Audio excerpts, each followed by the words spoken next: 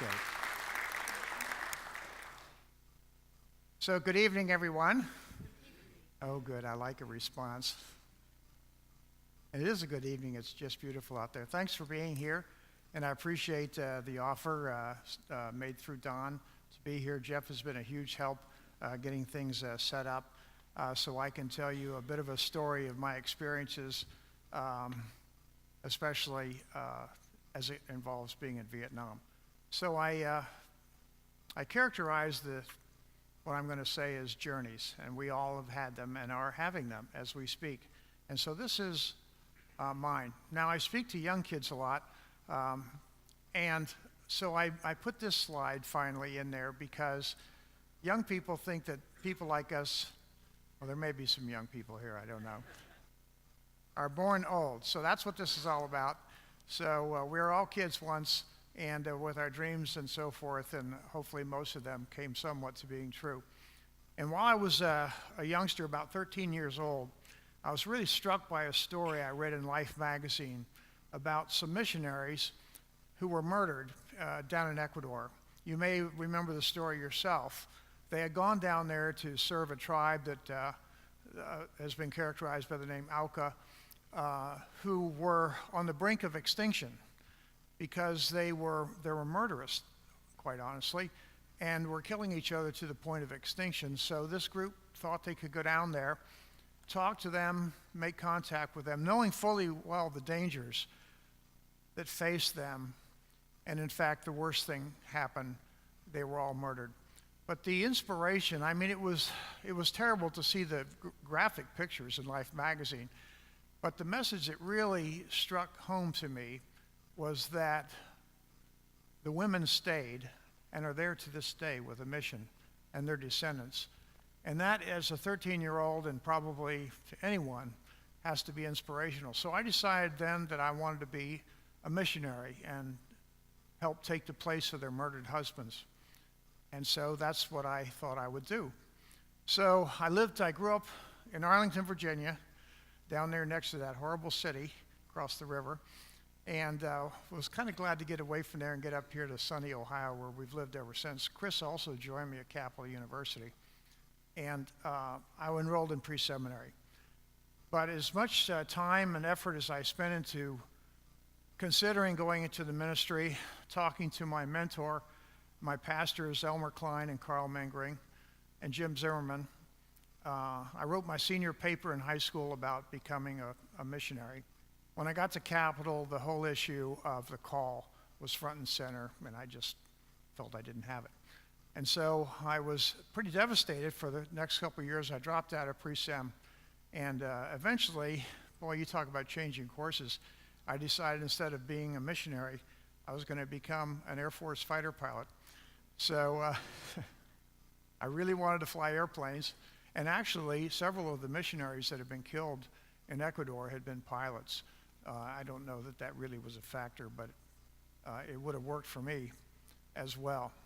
So I switched my major to German and history because the Vietnam War was cranking up, and I thought it would be good to really get my arms around, as much as a 21-year-old kid can, about what war is all about and what was going on in Southeast Asia, to prepare myself for service in the military. So I was commissioned. There's Chris, soon to be my wife, now of 54 years, love her, and my mom. So we got married in September after graduation, and later that year we had our little girl Connie, and a few months after that I headed off to Vietnam. She was only 3 months old. In between was pilot training and fighter school, and then right away they called it a pipeline assignment. That means you're going there right now. I went through the Philippines to survival school. That's that camping picture up there with the pythons and all the other interesting animals that crawl around the Philippines. And then that picture on the right, actually I took a selfie before they were called selfies on a combat mission when I had a few moments to spare. So I flew 85 missions while I was there, and a problem was developing that became quite acute, that we started losing airplanes to what turned out to be our own bomb fuses. I'm probably hitting the laser light instead of the button here. So this is my squadron, the 480th Squadron at Da Nang. And our primary mission was interdicting the supplies that were coming down the Ho Chi Minh Trail from North Vietnam to supply the Viet Cong. And the mission was very important. And to cut these trails and to bomb the fords that the trucks were going over and bicycles, we had a fuse that would render a bomb into a landmine. So when the bomb hit the ground, it didn't explode, it would sit there, and then it had a vibrating mechanism in it so the truck rumbling by would blow up the mine. So, I mean, this is war, folks. It's nasty. People get killed. And so that's my group, and then this next picture is from that same picture, the larger photograph. These were a number of my buddies just surrounding me in the photo who were killed by the bomb fuse. In the lower left-hand corner, my friend Lance Saijan actually survived the explosion of one of these bombs, ended up in Hanoi, horribly injured, no treatment, and died there and was eventually awarded the Medal of Honor. The first from the Air Force Academy, actually, and there was even a Saijan Hall there. I know his sister really well. Last year we made a movie about Lance. It was a real honor. So I could go into a whole program of this bomb fuse problem, which we weren't getting a lot of support from the Air Force because the Air Force didn't want to stop us dropping these landmines. And so after we complained for a while, they supposedly did a little bit of study at the weapons lab, said, we don't really see a problem with the fuse, so you're going to keep using them. And I had flown with hundreds of these fuses. But in November 1967, we killed 13 pilots in 5 days. And that's what caused at least the Air Force to try to take a look at the fuse. 2 months later, they said, okay, no problem, use them. And so I went up on a flight of 2, and we decided that we didn't trust these fuses. We were going to be next, or the next flight was going to be next. So we flew spread apart, high altitude, and instead of diving with the bombs and releasing them where we'd be actually flying formation for a few seconds with the weapon, we actually pulled up. And that's what saved our lives, because as we delivered our ordnance, I was looking at my wingman and we were both pulling, and a bomb went off under his airplane and blew him in half. For an instant, I just figured they'd been demolished, and the nose of the airplane came out of the fireball and they ejected. So I went into a turn to try to set up a rescue for them, and ended up, I was on fire, lost my hydraulics, used a couple of tricks I learned at Ohio State Flying School and the fighter school to keep the airplane upright, and out I went. So there I was, over North Vietnam in my parachute, coming down from 25,000 feet, and I had one emotion at that time, and I was really, really angry. It had happened. We knew it was going to happen. We could not really get a serious response from the Air Force, and here I was. At least I had survived, and it looked like my wingman had survived. So I got on my survival radio, and I started calling for another flight, and eventually got to talk to someone, and I said, you need to contact headquarters in Saigon immediately. This bomb fuse problem is for real. And I was the first survivor. At least later, when some of my wingmen were rescued, they were able to confirm the story. But there were other airplanes airborne with this fuse as well. I wouldn't find out what happened to the conversation until years later, but the pilot did radio through the network down to Saigon, and other flights that were airborne with the fuse turned around and landed. They stopped using the fuse. They did a serious look. They found the problem, and lives were saved. So the next thing I had to do was to deal with what was coming up at me, and that was North Vietnamese jungle. And I broke through the clouds, and unfortunately there was a AAA site, anti-aircraft site nearby, and so they started shooting at me in my parachute as I came down, and I thought this is going to really be interesting. You know, I'm starting off with a real bad start here with these folks already seeing me. So they chased me around the jungle for 3 days, and on the second day, the weather was really bad. The first day they couldn't come in and get me. It was too late in the day. It got dark. The second day it was really cloudy, and a pilot, I could hear him flying overhead, so I turned my radio on and started talking to him. And he said he was going to try to get down below the clouds and see if he could locate me, and then they'd start some sort of rescue effort as soon as they can. Every minute, every hour that went by that you were on the ground, your chances of being rescued diminished to virtually zero. But I told the pilot, I said, look, this isn't going to work today. The weather's terrible. And he said, well, I know the territory, and we're talking to each other. And there was a burst of gunfire and a crash, and he hit the ground probably not 100, 200 feet from where I was. He was killed. So, you know, it's amazing the spirit of service that so many of us have. And this fellow's wingman and himself exemplified that. I called on the radio to his wingman. This call saying was Sandy 2. I said, Sandy 2, your leader just crashed. And he said, I'm sorry, we can't get to you today. So that's the spirit. When I came home 5 years later, the first thing I asked the interrogation or the debriefing team, that was a slip of the tongue, in the Philippines was the pilot's name, and they had it right at the top of their list. His name is Bob Wilkie, and I've been in touch with his family. Matter of fact, we're working with DOD to try to locate his remains. After all these years, they still haven't been found.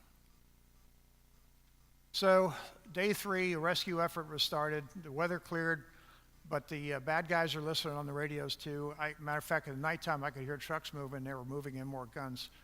And that third day, the sun was shining, it was a blue sky, and it was a real aerial battle. I mean, it was a huge conflict going on to try to get me out of there. They wiped out the AAA site. There was gunfire. They had some airplanes certainly shot down.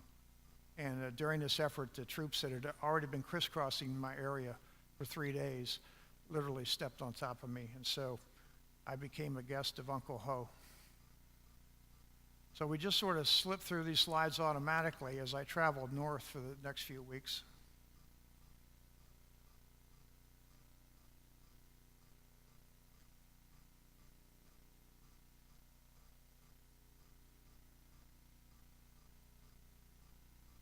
So you go from a nice clean cockpit with warm chow at night, unlike the infantrymen that stay out in the woods all the time, to that.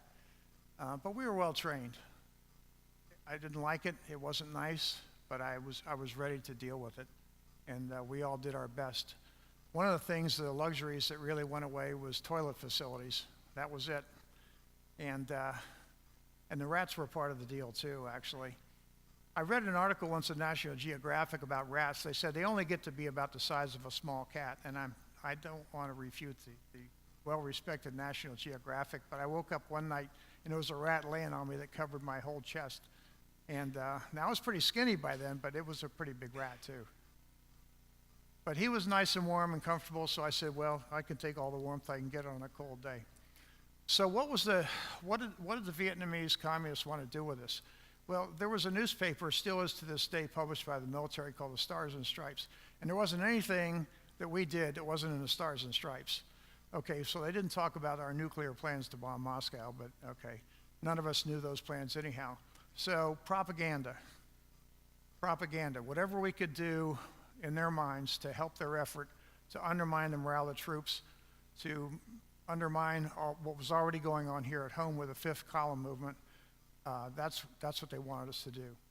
And this interesting thing, I think the slide is labeled quiz. I don't know, the psychologists might have fun with this one, but we never spoke of our situation in terms like prison or jail cells or interrogations. For some reason, we called interrogations quizzes. In our jail cells, we called them rooms, and our roommates. And the prison in Hanoi that we were held in, as you know, we called it the Hanoi Hilton. For years when, after the war and tours were given by the communists, they said we called it the Hanoi Hilton because it was so luxurious. And they really think people would believe that? When I was there last year, they didn't say that. So propaganda, that was the name of the game. And they were going to get it, whatever it took. Persuasion, that wasn't going to work because we were well trained. We weren't going to give them any propaganda willingly. And so then the treatment just got rougher and rougher. And I don't need to go into a lot of gory details here, but you need to know that it was bad. They tie you to a stool, sometimes for days. They take your toilet bucket and they throw it on you. So not only did you stink, but it would evaporate and you were freezing if the weather was cold. And then the next step, usually it was step by step, to put you on your knees. Now, okay, at our age, we wouldn't want to be on our knees ever, because first of all, it's hard to get up. But even at 23 years old, after 3 or 4 hours or a couple of days, it's just unbelievable what the pain of just being on your knees. They don't have to touch you. Well, then it got really rough. So luckily, I didn't experience this next feature, but one of their tricks was to tie your arms behind you and then pull your arms over your head until your shoulders popped out of joint. So these people were absolutely brutal and without any feelings at all. And I'm not saying this is because they were Vietnamese or even because they were communists. They were in control. And we could see this kind of mistreatment around the world all the time. There was but the point was there was no controlling authority over these guards at all. And quite on the contrary, we discovered after Ho Chi Minh finally died while we were up there that the treatment got incredibly better. Certainly none of this happened anymore, the bad torture. So this was government policy. And I think it was just Ho Chi Minh's way of getting even for yet one more group of foreigners on his soil. This was another trick that if you were injured, it was really rough because contrary to giving you medical care, they would use your injuries to increase your pain. In this case, kicking you in a broken arm or twisting a broken leg. And yet we just grit our teeth and lived through it. But some didn't. Lance Saijan, compound fracture of his hand, his arm, concussion, terribly injured, and they just sat and watched him die without treating him for a bit. Leg irons were a favorite tool of theirs as well. First of all, you couldn't go anywhere with them, but in the colder weather, that steel would just take all the heat out of your body. And just the weight of the steel in your shins got to be painful after a couple of weeks. And some of the cells even had leg irons built into them, so you couldn't even get up. And then there was what we called affectionately the pretzel, especially that picture on the left. The added flourish that they would do was take a rope and tie your neck to the pole between your feet. And then they just kick you until you're unconscious. And unfortunately, I got to experience that joy. So that's what it was like. These people were brutal. It was horrible. 70-some of us died up there, and there should have been more. So just another glance of a jail cell. You see the prisoners taking some strips of cloth, try to make a splint for his own leg because he wasn't going to get any treatment. So one of the objects of our mistreatment was not only propaganda, but was complete submission. And I'm not a psychologist, I'm not a sociologist or whatever, but we know certainly that bowing is a culture we see even around the world, but particularly in Asia. But in this case, it wasn't a sign of politeness. They wanted us to bow to them as a sign of submission. Okay, we were less than dirt, and we were going to bow. And when you didn't bow, you were tortured until you bowed. And we'd even say to them, I'm only doing this because you're beating me up or you're torturing me. And they say, well, we're going to torture you until you stop saying that. And there were different ways to resist. And in this case, Dick Stratton was tortured to visit a delegation. They took cigarettes and put them out in his arm. He still has the scars to this day. They ripped his fingernails out. And he finally, as he was starting to lose control of his judgment, said, okay, I'll meet the delegation. So what he did is he walked in, and this was in the news at the time. He walked into the room like a zombie. Dick's kind of ugly anyhow, sorry. And then he did this bow in 4 directions like a zombie, and then just stood there staring in space. And the press was really asking questions, what's wrong with this guy? And of course, what the truth was, there was nothing wrong with him. He was using his noggin.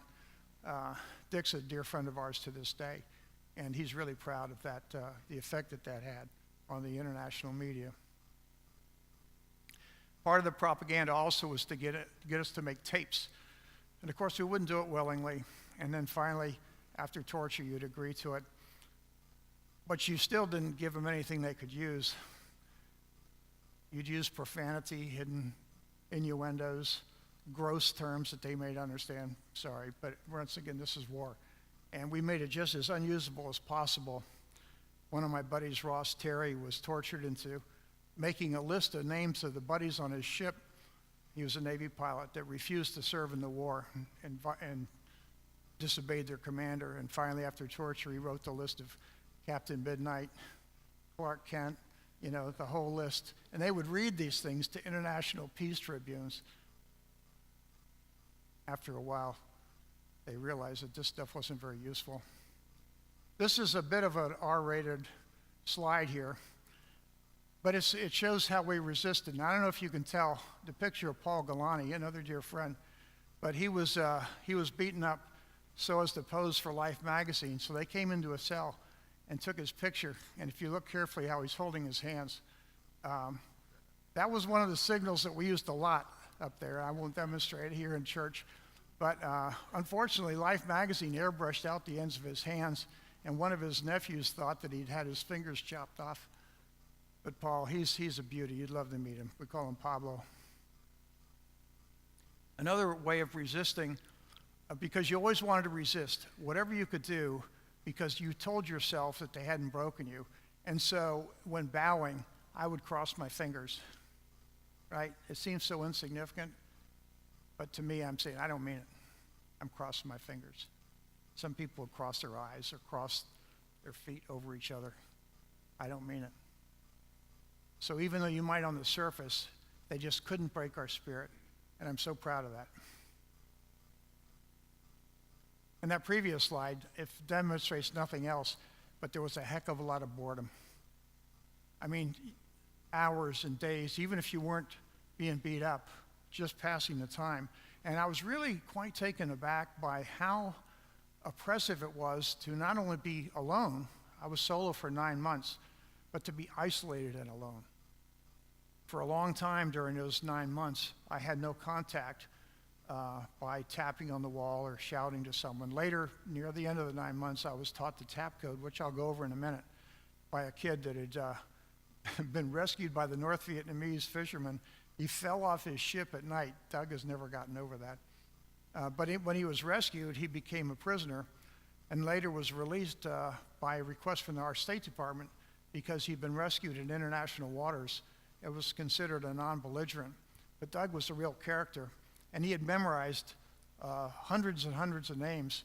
And so when he came home, he was able to provide many of the names of people that we didn't even know the U.S. government did not know had survived. Well, I think this slide tells it all without me talking much about it. But faith was the word. We never lost it. We had faith in ourselves. We had faith in our training. We had faith in our families, our wives. We had faith in our country, and we had faith in God. All of us. Jews, Methodists, Lutherans, Catholics, Mormons, quasi-atheists, we all had faith.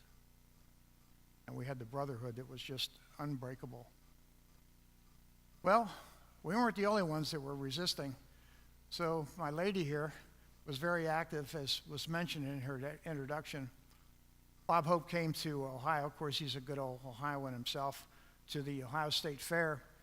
And Chris wrangled her way onto the stage with him on a broadcast and was able to put out the word. And Hope was so cooperative and so helpful and so friendly and eager to hear the story. And I think that's Phil Donahue holding the mic. So she got a lot of attention that day and before and after that as well. So proud of her.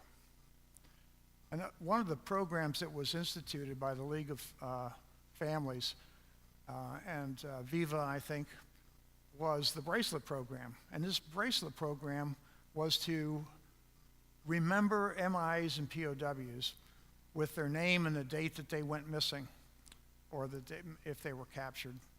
And that tradition is still to this day in our current battles when our soldiers go missing. And so that's my bracelet. For some reason they put captain on there. I was a lieutenant when I was shot down.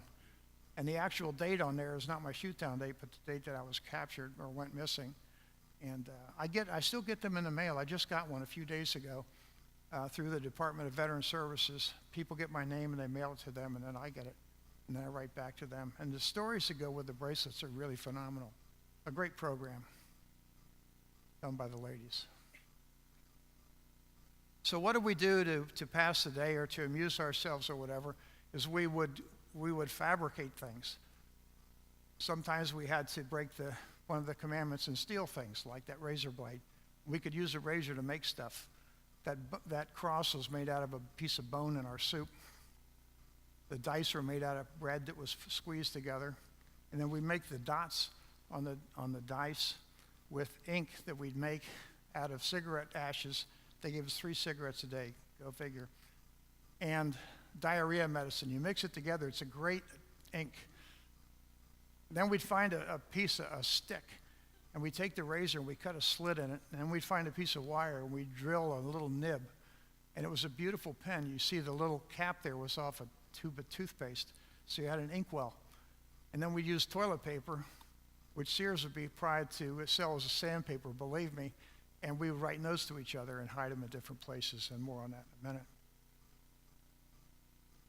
There's all sorts of goodies up there. To make a needle, you take a wire, and then you find a rock and you pound one end of it flat. Then you take another piece of wire and you can drill an eye in it. Then we'd take threads out of our pajamas that we wore, and we could make things out of them. This was a very valuable instrument. This is our drinking cup. And we would use a drinking cup to drink water with. We got 2 little pitchers of water a day. The water was given to us piping hot in the summer, and we were in these cement boxes. The temperature would be well over 100 degrees. You had heat rash constantly, heat rash and diarrhea for years. In the wintertime, they gave you the water ice cold. Anything they could do to absolutely make you as miserable as possible. But we used the cups to communicate through the wall. You can see here, we'd wrap it with a blanket to try to muffle the sound. They never stopped our communication, no matter how much they beat us up. And then on the other side, you take a cup and you could listen, and it was like crystal clear. And if we couldn't do that, we'd tap using a code. And our message is always based on this statement: whatever happens to us, we are going to return with honor. Our personal honor, we weren't going to dishonor our families, we weren't going to dishonor our nation. We were going to return with our honor. We did. So sometimes we couldn't talk to each other, but we could make noises that could be heard. And so we developed a tap code. One of our guys, Smitty Harris, dreamed it up somehow. And I used to chastise Smitty because he dropped the letter K. I said, for heaven's sakes, couldn't you drop Q? We lived with it. So that was it. 25 letters, 5 rows of 5. And so what we would do is, with a series of taps, the first series would be the row. So one tap would be the first row. And then the next series of taps would be the letter. So I can't tap on this, I don't think. Yeah, that works. So one of the things we would always tap at the end of our messages was GBU.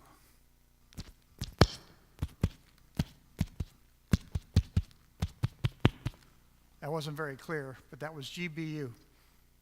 GBU was God bless you. God bless the U.S. And I still, when I write emails to my buddies, and back and forth or letters, we always send them with GBU to this day. We never forgot the love of our country, the love of our families. Sometimes we could see each other, and if so, we'd use a visual code, not exactly like the mute code that deaf mutes might use, but it's similar. And you could go very fast with that because each hand gesture was a letter instead of having 2 series of taps for a letter. So when you're out, if you were taken to a quiz or taken to wash or something, you knew everybody that could was watching you. And so you do whatever you could, even if tapping just with your hand on your arm. You couldn't hear it, but they could see it, or something like this.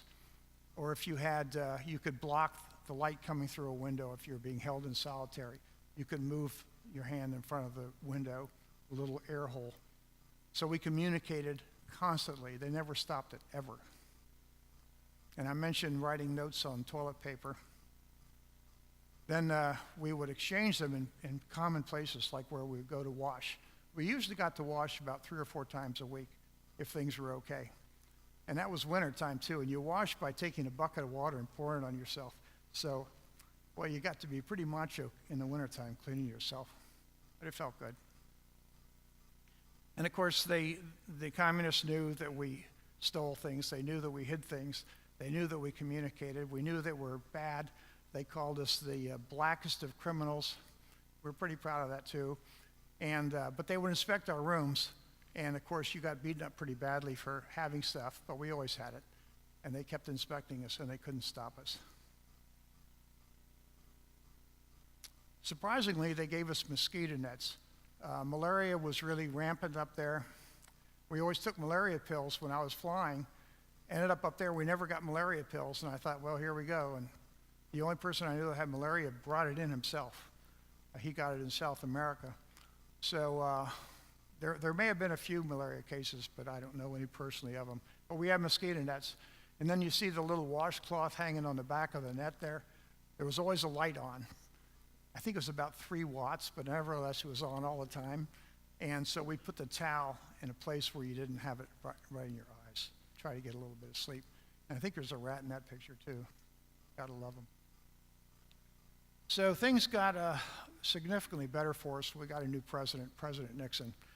He really had an interest in trying to put this thing to bed. Actually, casualties went up significantly when he was president in Vietnam.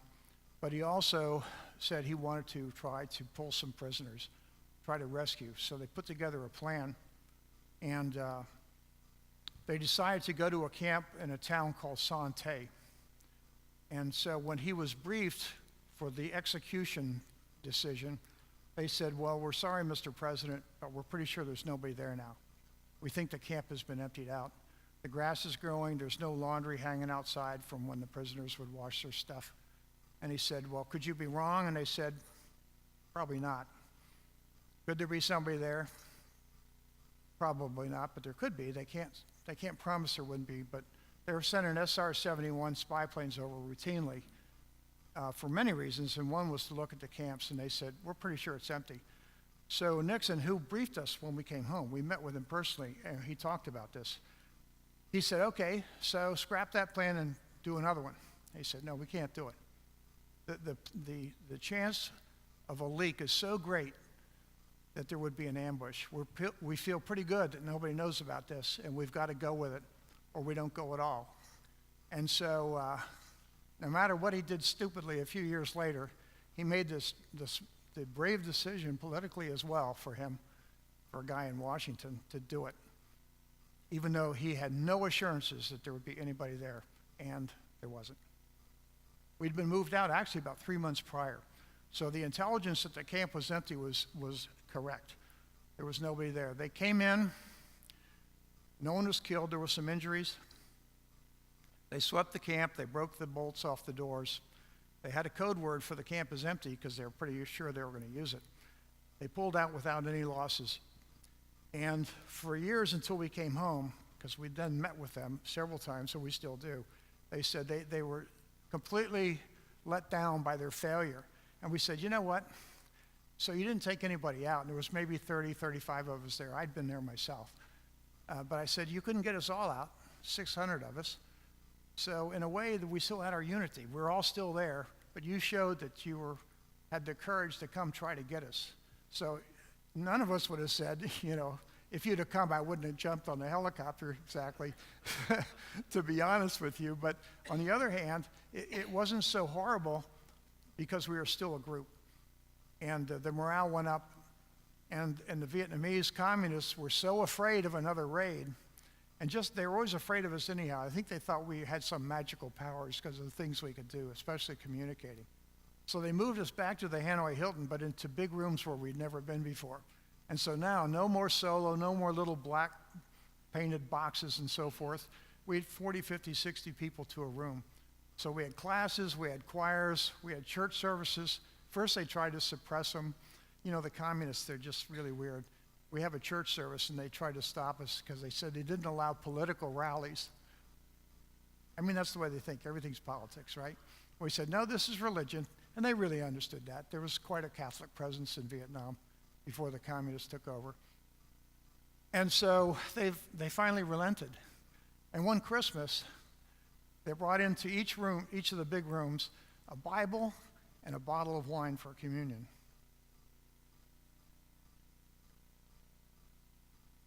So we had communion.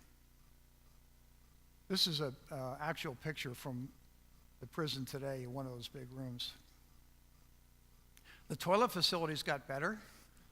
Okay? As a matter of fact, the French built the Hanoi Hilton prison.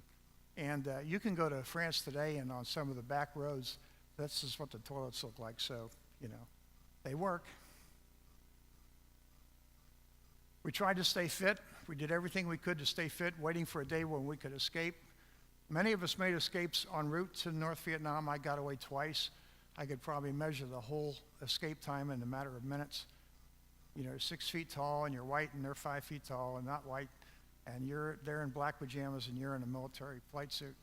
So, but we always tried. Some guys, nobody got out of the Hilton. Some guys escaped from some of the other camps. Ed Atterbury was caught and beaten to death for his attempt. So we stayed fit because we also thought it was a smart thing to do. Once again, back home, Chris and the ladies were doing their best to improve treatment. And so the communists finally agreed to a letter writing program. Unfortunately, they wouldn't let us write letters and mail them. They had to be delivered back and forth by a communist liaison group on a form. You see a copy of the form there. And no real news of substance, certainly no good news was passed. So if there was bad news, and there was a lot of bad news, some of the wives finally just gave up waiting. Ev Alvarez was up in Hanoi for 9 years. So some of the spouses walked, but Kristen and so many of the gals stayed strong to us. And so we'd say whatever we could. And once again, we would end our letters with, God bless us, big U.S. The Marines would always write Semper Fi. They explained that to the communists as meaning, keep your chin up. So we always found a way. And there was innuendos. I think in one letter I told Chris, I think she got it, was to make sure that you keep strong foundations down at the mill house, Nixon's middle name, whatever worked. Always, always keep the faith.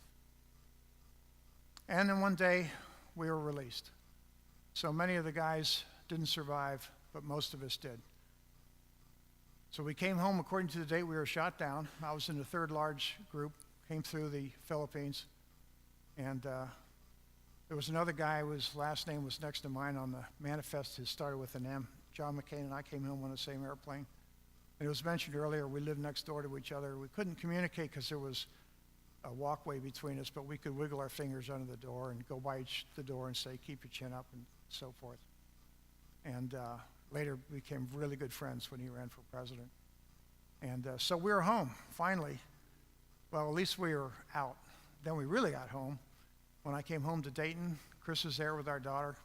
The little girl that was 3 months old when I left is now nearly 6 years old. I prayed for them to be there and healthy, and my folks, they were both there, and my brother and my 2 sisters. And so it was a joyful time for us to get back in gear and keep going. And Chris said many times, she said, when you came home, I was ready to kind of sit back and slow the pace down. And of course, I had full power, so we had discussions about that. I went back to flying. I flew the F-4 for some years again. Then I went into the F-16, and that airplane with a little red tip on its tail, I'm flying that one. You can tell it's me because of the big smile on my face. Can you see it up there? Great airplane. So it was a wonderful time spending back in the cockpit. I never lost the love of flying. And we had 2 more children, our 2 boys. I gave a kidney to our daughter, and our 2 boys each had 3 kids.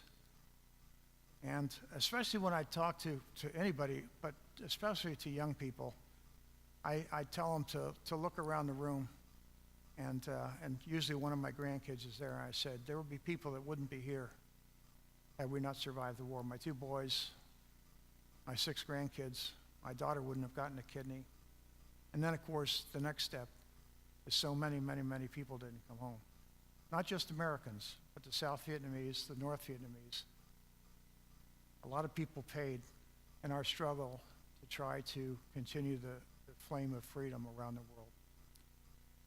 We had a number of reunions, but one of our biggest we had in Dayton a few years ago. They retired the C-141 aircraft, which is the type we came home on, and the last one flying was one of those actual airplanes.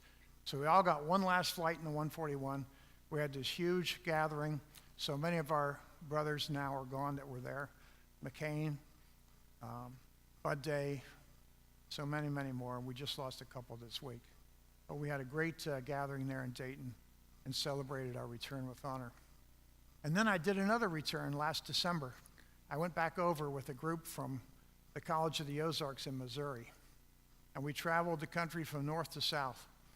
And I was invited by one of my former roommates, John Clark, who lives in Missouri and was connected to the university somehow or to the college. And so I went with him and some other vets and 22 faculty and students back to Vietnam. It was in December. And I thought, what's it going to be like in December in a communist country? So take a look at this picture. So this is 12:30 in the morning in Saigon, Ho Chi Minh City. And there's this big communist flag on the hotel. Okay, expect that. And then Merry Christmas and Happy New Year. And I still, at the time, I thought, well, that's interesting. You know, it's a big hotel in Saigon, so there's tourists.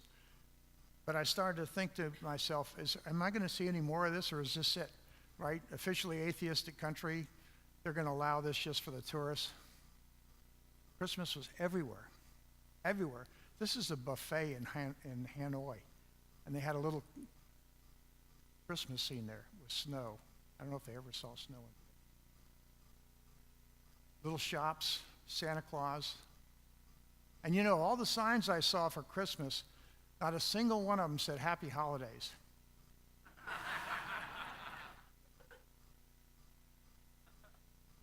Loved it. And the music, Silent Night, Oh Come All Ye Faithful, never heard Rudolph or Frosty. So they're religious songs. And you go into the shopping centers and they're playing it or in the restaurants. And I thought, this is really wacky. Everywhere. Driving down the street, no matter what the town is, Hue, Saigon, Hanoi, Da Nang, Hoi An, north to south. And I said, well, okay, so it's still, you know, tourists might go down these streets and everything. But then we went by cathedrals where they have church services. Religion is not forbidden anymore. Noel on the cathedral, a manger scene, the Nativity. I thought, this is really unexpected. Really unexpected. This is in one of the airports. Kind of jolly scene there.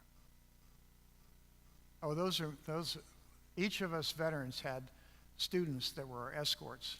And I called these three girls my Tommy team. And they're just great. Just a great bunch of students anyhow. But they were always by my side, making sure this gray-haired old guy didn't stumble or something. Very solicitous. So we went into like a Myers or, you know, a kind of store like that to get some snacks. And they're selling Christmas trees. So the tourists don't go in here, right? So Christmas was everywhere.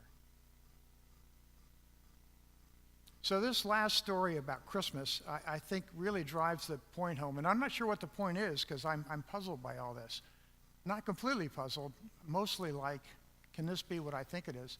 So one night we're staying a couple nights in the city of Hue. And there was a big international soccer tournament between all the Asian countries. And it had gotten down to the finalists of Malaysia and Vietnam. And the first game of the finals was a tie. So they were going to play another until somebody won. The second game actually was in Hanoi, as it turned out. And I'm sure had that been a tie, it would have been in Malaysia someplace. And so we're in Hue, and the town was going nuts. This is game night. And the people were racing up and down the streets on their Vespas, and they had these little 2-cent horns blowing them, and they had their flags waving, you know, just like downtown Columbus, just a different flag, right? Lots of spirit. The Vietnam flag, as you can see, the red with the gold star. They had T-shirts, you know, and they were just having a ball. And I was happy for them. So we went down to a bar to watch the game. Big screen TV, right? You couldn't tell half the time that you were in a so-called undeveloped country, because it's not anymore. So we're in this bar, shoulder to shoulder with people screaming, those darn cheap horns going off like crazy. The people were happy as could be. Vietnam won, by the way.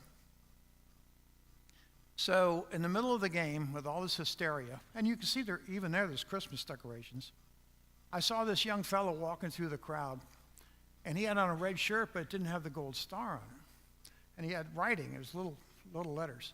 And I looked, and it looked like it was English. So I kind of sidled over, so he had to walk by me. And it said, "Christmas is in my heart." Think about it. Any place he could have worn that shirt would not have been there probably, right?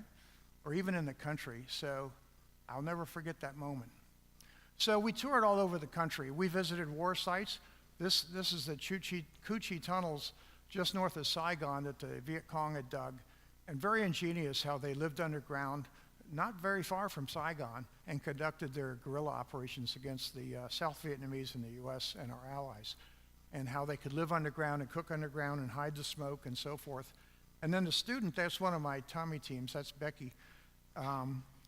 Each of the students was prepared to give a lecture at these places that we visited. And so Becky got up there, Rebecca, and gave a presentation. It's very good and very interesting. And I always admired the Viet Cong for their strength and determination. Just they had the wrong philosophy on life. Now this picture is back, I took this in a combat mission, and the reason I show it here and then the next picture is this is a pilot's eye view of war. And if it's not flak going off by your cockpit or night tracers coming up, it looks pretty peaceful, doesn't it? So now we're December last year, cruising down the Mekong River and up a tributary. And this is, if there's any ground troops in here, this is what the ground troops had to deal with. And our Navy guys, our riverine troops, you couldn't see 3 inches into that foliage. And so it really, I could always imagine that, but traveling through the South and through the jungle and so forth, imagine the folks dealing on both sides with this is pretty interesting. So we traveled all over. Okay, so Christmas is everywhere, festivities and so forth, but the war memorials were empty. At the Cu Chi tunnels, the only other bus there was a bunch of Russians. This is Ho Chi Minh's mausoleum in Hanoi, not a soul. You think of Lenin's tomb in Moscow, these big lines and everything. Nobody. And in Hanoi, which is, the heart of the commie land, nobody. Just down the street, big cathedral, people roaming around, having fun in this park and all over the town, but just not at the war memorials. So, they really put the war behind them, more so than probably a lot of Americans. We visited the Hanoi Hilton. This is the first time I saw the gate in person. I'd always gone in and out with blindfolds and handcuffs. I'd seen pictures of it, but this is the first time John and I actually got to see it. So we stood there and posed. Then we went inside. Not much of it left. This is a flashback picture. This is the day we left back in 1973 at GLM Airport. And so this is back in December, and that's John and me and the fellow on the right, an Army guy, Medal of Honor recipient. And then the second from the left was the fellow from the college that was organizing the tour. And we're standing there by a model of the Hilton, and the only thing left of it is a strip right along where we're standing. Everything towards you is gone, and there are actually hotels there. And no, none of them is a Hilton hotel. There are Hilton hotels in Hanoi, but not there. There's Marriott's, there's Mercedes dealers, BMWs. Most of the people can't afford them or to stay in those hotels, but they're there. So it was really interesting to see what was left. I had an interview with one of the American networks. We'd arranged it months before in D.C., and they wanted me to show them where I'd actually, places where I'd been. And I said, it's all gone, because the areas that's left was administrative buildings and the entrance. So we did an interview anyhow, which I thought was kind of freaky also, sitting there with ABC TV and the Hanoi Hilton, and nobody was beating on me. They didn't torture me to talk to them. I did it willingly. And the gift store. Could I have imagined that I'd be buying gifts in the Hanoi Hilton gift store, and that most of the gifts offered were Christmas cards made in Vietnam? They were beautiful. I bought dozens of these fold-out Christmas cards, pop-ups. and sent them to their friends, and they were, many of them were religious in nature. There's a couple of books there, looked like they weren't big sellers. And we traveled by Vespa, we traveled by rickshaw, we traveled by foot, we traveled by bike. And this one night in Saigon, these young girls were driving us around. They all spoke flawless English and babble, babble, babble. My driver was so cute. She never stopped talking. I'd lean forward while we're zooming through this terrific traffic that would scare the heck out of you. Nobody stops at the stoplights. They might think about it and then, we're not going to stop. And she's going along. We come to an intersection, and she's going right through the red light, but she pulled in beside a truck. And so the truck shielded her as we turned. I thought, she didn't just start driving yesterday. And so when we got all done, we had a really great evening. So she said, "See you later." And like I said, her English is perfect. I said, "See you later, alligator." And she said, "What?" Alligator? She knew what an alligator was, but I said, "Yeah. See you later, alligator," after a while, crocodile. She lit up like a Christmas tree. She said, "That's fabulous." And I said, "Well, it's a song from, way before you were born." So she goes to her friends, and they're all saying, "See you later, alligator," after a while, crocodile. So once again, the Americans are poisoning foreign culture, They loved it. That sound was ringing in our ears as we pulled away. One of the great sites we visited, and if you ever get over to Vietnam, it's up north, this beautiful area called Ha Long Bay, these formations of limestone that stick out of the ground or out of the water all over the north. Just beautiful. We spent 2 days there at Ha Long cruising. That's the Tommy team again. And we got out on rowboats, we went in caves and hiking, and it was just really fabulous. We really enjoyed it. Ha Long Bay. On our boat, they had this sign that sort of brought back some reminiscences. Said they would remove geckos from your room upon request. You've seen the Geico commercials, right? Well, the geckos, when I was in the Hanoi Hilton, they were kind of your buddy. They'd sit there and I used to be able to do a great imitation of a gecko. Fortunately, I can't do that anymore. But so they're everywhere. They're just always creeping around. They could walk on the ceiling. Amazing. Business is booming. What is that, Samsung? This factory was probably 2 miles long. Huge factories. Their port cities are booming, cranes everywhere. Unbelievable growth and prosperity. And the people seem to be pretty happy. This is in the Hue Citadel. The Viet Cong seized the Citadel and the Imperial Palace and destroyed it during the war. But the communist government is rebuilding it, and it's beautiful. It's being perfectly restored. So that's one of the places we visited while we were there. The food wasn't always the greatest. Now, these are Pringles, so how can you mess up Pringles? But the one says hot squid or something like that, and then salted seaweed. That's one of the students. He wasn't so crazy about that. Pringles, who makes these? And then this was one of the salad bars. I tried it all, Silk worm salad. I don't recommend it. It actually just had no taste at all. Anytime that people say that they have a delicacy, stay away from it, because there's probably something too exotic. Can you still hear me? This thing fell off me. Just about done. Can you still hear me? Are we good? When Mama speaks, I listen. So this looked pretty terrible, but actually it was delicious. This is in a jungle off the Mekong River. They scraped the scales off, and it really is quite tasty. So we ate local food. Every once in a while, I'd sneak out and get a plate of spaghetti, but most of the time, I ate what they ate. And this is another oddity. This is on the former demilitarized zone, the area between North and South Vietnam. So there's this bridge that's now just used as a footbridge, and it's still painted 2 colors, yellow and blue. Why would they do that? And there's a line, you can see it. Why would they leave that line there? Ho Chi Minh talked, Vietnam is one country, we're one country, etc. It never really was until the end of the Vietnam War. If anything, it was 2 or 3 countries, Nam Bo, Bac Bo, and Chung Bo. But they still have this line. So that's another thing to puzzle about. Why are they doing that? This is the monument area by the bridge, by the old DMZ. The only person there besides us was a chicken. And there was a lady selling candy bars. This is our guide, Quan, from Da Nang in the south, and he had lots to talk about, very open about what's going on in Vietnam today. Lots of freedoms, actually. Freedom of religion. There's no censorship of the social media. The government owns the TVs and the newspapers, and you can't demonstrate against the government or you go to jail. But if you avoid doing that, you're fine. They don't care. The government's corrupt. They give each other money. They build the big hotels and they own them. But the average people, they just go their own way. And they seem really pretty happy. They'd be even happier if they were allowed to leave, which is one freedom they don't have. So Quan was honoring a friend of a friend.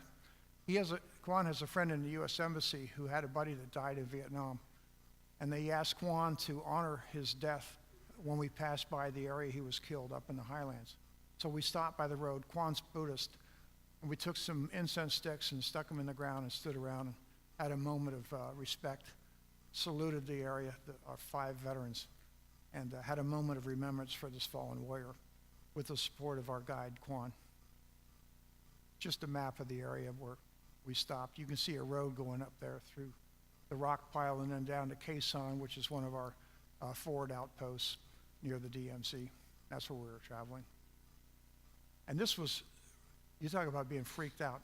This amusement park has just been opened, and it's called Ba Nai Hills, built by the Vietnamese communists, and it's modeled after medieval Europe. Now, it's on a hilltop near Da Nang, probably because it's cooler up there. But this whole scene, there was a big Buddha, but most of it was like medieval Europe. And words like Indochina, you'd think they would never say that word again. And France and cathedrals and so forth. This is in the middle of one of the villages up there on the hilltop, the Ba Nai Hills. Crazy. And it was packed, thousands of people. The lines, there was amusement rides too, roller coasters and stuff. Take you an hour to get on there because of the lines. And this beautiful bridge, the Golden Bridge just opened last year. These huge hands holding up this bridge. We walked across it. Just fabulous. You got to Google some of this stuff. It's just unbelievable. Ba Nai Hills near Da Nang. We went on bike rides. We're out in the countryside, rice paddies. People are happy. Talking to one of the people planting rice like they've done for a bazillion years. We went by My Lai, a site of really disgrace for the U.S. Army where they murdered many, many civilians. Didn't matter if they were Viet Cong or not, they just lined them up and killed them. What was another interesting thing about here, that's one of the survivors. C and I got to hug each other and put the past behind us. But in the displays, all the nasty rhetoric was gone. No U.S. imperialist dogs, none of that stuff. We were the enemy. Well, we were the enemy to them, right? But none of this harsh rhetoric. And there was even a picture of an Army captain, helicopter pilot, who had intervened during the massacre and saved a number of lives, and they honored him at this place. But once again, as disgraceful as My Lai was, we were the only bus there. The people put all this behind them. And C was just delightful. We sat and had a long talk. Quan translated for her. She lived right across the street. And of course, you would never see atrocities committed by the Viet Cong. So I threw this picture in here. This is a village that was burned to the ground in 1967 by the Viet Cong. They murdered 114 of their own civilians. Their fellow citizens murdered them in cold blood, and this was common. And I just point that out that, as General Sherman said, war is hell. And let's not get too one-sided about how things were. Da Nang Air Base is now Da Nang International Airport. The same runway that I flew 85 missions from, we taxied out in an Air Vietnam airliner, and I rolled down the runway for mission number 86. It was pretty interesting. Same runway. The Asians love happy, smile, lucky, and everything, so you see a lot of shops that way all over Asia, many times in Japan as well. This one's at Da Nang with the ubiquitous Christmas decorations. And the last night, we had a cruise on the Saigon River. Those buildings, these huge buildings, are lit up in Christmas colors. I know I've just hammered this Christmas thing, but I can't get over it. So we had a really nice evening there on the Saigon River, reminiscing about a wonderful 2 weeks of touring this beautiful country and happy people.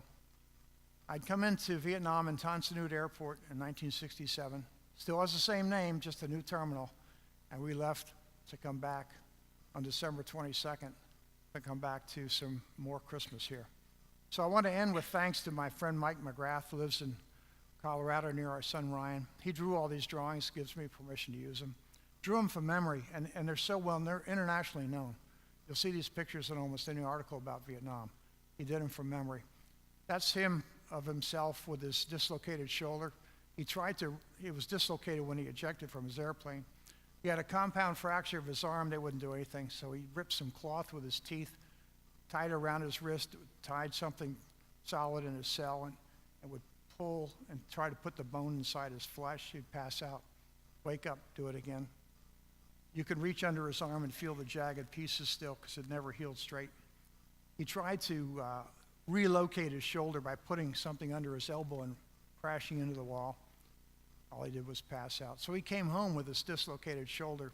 He could do one-arm pull-ups with it, 10 to this day. And in good old Navy, he went back on flying status. 2 arms, got a head, 2 legs, you're good. This is Bob, who was killed trying to rescue me. I always honor Bob. The current VA secretary has almost the same name, spelled with I-E. And I've talked to Bob Wilkie, the current VA secretary. Said, you know, ever hear of this guy? They're not related. You know, he tried to save me. The VA secretary's dad also was Army, was terribly injured in Vietnam, recovered in Tripler Hospital, but he came home. So we had a really interesting chat. He's a fine fellow, by the way, the new VA secretary.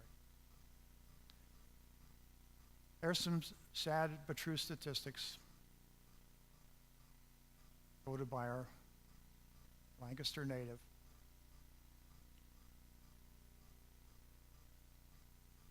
At the same time that we're killing about 10,000 people of U.S. soldiers a year in Vietnam, not to mention, which I do here, the Vietnamese casualties, we are killing that many people on our highways. We killed 10 times as many people on our highways in the 10 years of the Vietnam War than we did when we were trying to kill each other. I just call that perspective. Every life is important, every single one, from Bob right on out to anybody who you know in your own mind. So we remember all of them on both sides. So I just leave with this thought for you to read for yourself.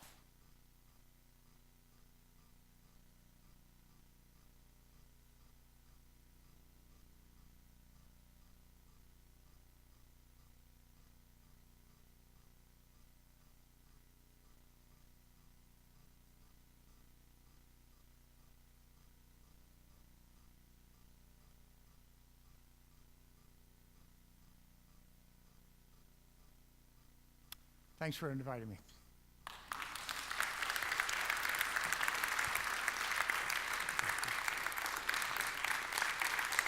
Next time.